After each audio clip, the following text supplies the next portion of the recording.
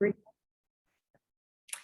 Hi, Dr. Gregory. This is Kate Stocky doing my video reflection for Pathophysiology week 14. What surprised me from the materials this week was how much a healthcare worker that we need to be aware of the possibility, especially in today's world, about how many patients have substance abuse disorders that they might not even know about, and dependency and triggers and what they're dealing with. That we might not even be aware of because we're dealing with the physical condition first. Also, what I found surprising was the discussion around marijuana and how much that's become discussion in our world today, with all of these states going live with being able to sell a certain amount of marijuana and how much people need it. And it's helping with medical conditions such as cancer and other conditions for pain, of how much they actually can become dependent on this and all of the physical properties that they can end up dealing with later down the road. Another big thing I thought was very surprising to read was that 17 million people experience alcohol abuse problems, and that number actually probably has increased in the past year and a half because of COVID and the pandemic and all that people have had to handle and deal with. So that probably has increased even more, and how much that is causing deaths more than car accidents and other unrelated accidental deaths. Unfortunately, what didn't surprise me this week at all when it came to substance abuse was how much a child has to go through when a mother is pregnant and is a substance abuser, and how much this unborn child actually has to take on before they even take their first breath when they're born, and then also going through the withdrawal symptoms, side effects, medications that they have to endure in their little bodies right at birth. So unfortunately, that was not surprising. And then also too, if they're living with parents that are substance abusers, how much they have to watch and deal with, and the child abuse that could potentially occur on the flip-flopping. So, which potentially could lead into mental disorders. And so that kind of flows into that section as well. I took some notes.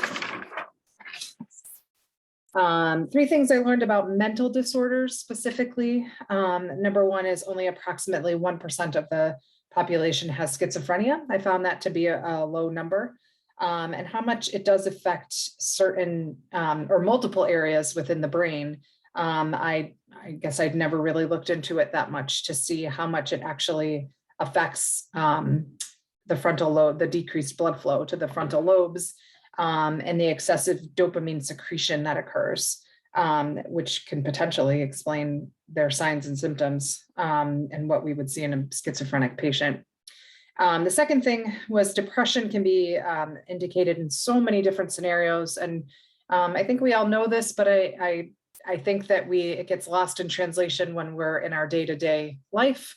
And we forget that even just being in the hospital can bring on an onset of depression.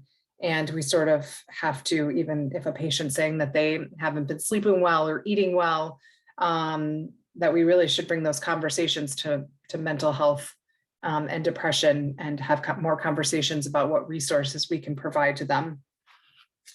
The third thing about mental disorders is panic attacks. I've been seeing this more and more with my nursing friends during the pandemic. I think that's a big, huge stigma still to this day, that people have panic attacks. And what I found pretty interesting was that it doesn't have to be a panic disorder. It doesn't have to lead to other mental illnesses or disorders like people assume that they do, that you can have a panic attack, that you can have all the symptoms of a panic attack, your chest pain, the shortness of breath, the impending doom, all the signs and symptoms, and it might just be related to one specific thing that's going on in their lives. And they don't know how to deal with it because nobody's really ever talked about it, and they haven't had anything else associated with that. So that was my my third. Three things about substance abuse.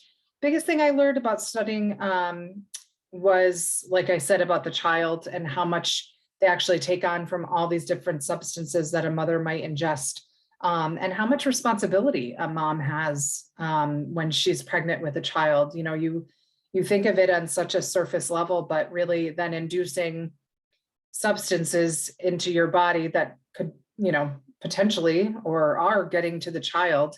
That's huge. And, you know, not only that, but I think people only talk about fetal alcohol syndrome because you can see the physical effects of that happening, but we need to really learn about and discuss all the other substance that go into the body. And then the withdrawal period. I didn't realize how many drugs a baby has to be on as soon as they're born, and that they're really fighting for their lives. They're overwhelmed, and how many of their systems are overworked trying to get this baby back to a homeostasis of beyond withdrawal and starting fresh. And the downside is that, you know, they could potentially become substance abusers too down the road, or like I said, have a mental disorder that they have to face, and then the cycle continues. So it's another thing to face. Number two, I had no idea how much cocaine was such a very short high. And then this is why a person continues to do it. And then they experience more and more, and they take in and ingest more and more of the substance, leading to a higher potential for overdose. And the third thing is that I knew people could become addicted to marijuana. And like I said before, I didn't think it was one of those substances that was as serious as it is. But what I found very interesting in researching a little bit more is how much people can actually be at risk for stroke and cardiovascular disease. And then I found a fact really interesting that it actually takes away 8 points from your IQ if you continuously use marijuana. So that's a big deal if you're a teenager and you're going on to college, or even somebody who's older and trying not to get certain memory loss. How can I use all of this information as becoming an APRN, an acute care APRN? I think both mental illness and substance abuse go hand in hand. I think it's really hard sometimes to assess and treat both when you're in the hospital or at home. If you've got, you know, the new thing is with teenagers raiding their parents' prescription bottles and having these different parties, and you know, really both substance abuse and mental disorders is really hard to assess, and to ask people about what they use and how much, and for them to be honest because of the stigmas that are still out there. I think we just really have to look for the signs and symptoms and really be honest and transparent with patients. And it's for their own good. And, you know, we just really want to get to the bottom of why they're having the illnesses that they're having and the symptoms, and how we can treat this to the best of our knowledge. But thank you so much. And it's been a great course, and this has been awesome. And I kind of almost wish it was going on to the next semester, believe it or not, because I've really enjoyed it. So thank you.